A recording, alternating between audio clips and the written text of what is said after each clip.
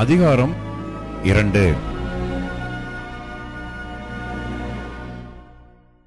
நான் பிரதானமாய் சொல்லுகிற புத்தி என்னவெனில், எல்லா மனுஷருக்காகவும் விண்ணப்பங்களையும் ஜபங்களையும் வேண்டுதல்களையும் ஸ்தோத்திரங்களையும் பண்ண வேண்டும். நாம் எல்லா பக்தியோடும் நல்லொழுக்கத்தோடும் கலகமில்லாமல் அமைதலுள்ள ஜீவனம் பண்ணும்படிக்கு ராஜாக்களுக்காகவும் அதிகாரமுள்ள யாவருக்காகவும் அப்படியே செய்ய வேண்டும். நம்முடைய இரட்சகராகிய தேவனுக்கு முன்பாக அது நன்மையும் பிரியமுமாய் இருக்கிறது. எல்லா மனுஷரும் ரட்சிக்கப்படவும் சத்தியத்தை அறிகிற அறிவை அடையவும் அவர் சித்தமுள்ளவராய் இருக்கிறார்.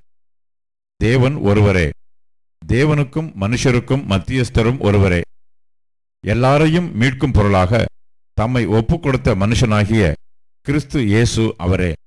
இதற்குரிய சாட்சி ஏற்ற காலங்களில் விளங்கி வருகிறது.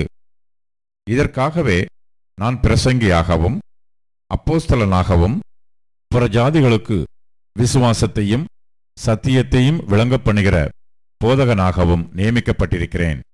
நான் பொய் சொல்லாமல் கிறிஸ்துவுக்குள் உண்மையை சொல்லுகிறேன். அன்றியும் புருஷர்கள் கோபமும் தர்க்கமும் இல்லாமல் பரிசுத்தமான கைகளை உயர்த்தி எல்லா இடங்களிலேயும் ஜெபம் பண்ண வேண்டுமென்று விரும்புகிறேன்.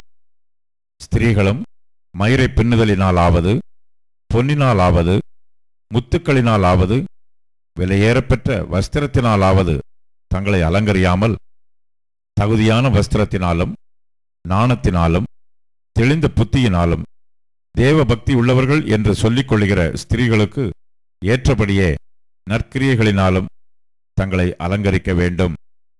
ஸ்திரியானவள் எல்லாவற்றிலும் அடக்கமுடையவளாயிருந்து அமைதலோடே கற்றுக்கொள்ள கடவள். உபதேசம் பண்ணவும் புருஷன் மேல் அதிகாரம் செலுத்தவும் ஸ்திரியானவளுக்கு நான் உத்தரவு கொடுக்கிறதில்லை. அவள் அமைதலாய் இருக்க வேண்டும். என்னத்தினால் எனில், முதலாவது ஆதாம் உருவாக்கப்பட்டான், பின்பு ஏவாள் உருவாக்கப்பட்டாள். மேலும் ஆதாம் வஞ்சிக்கப்படவில்லை, ஸ்திரியானவளே வஞ்சிக்கப்பட்டு மீறுதலுக்கு உட்பட்டாள்.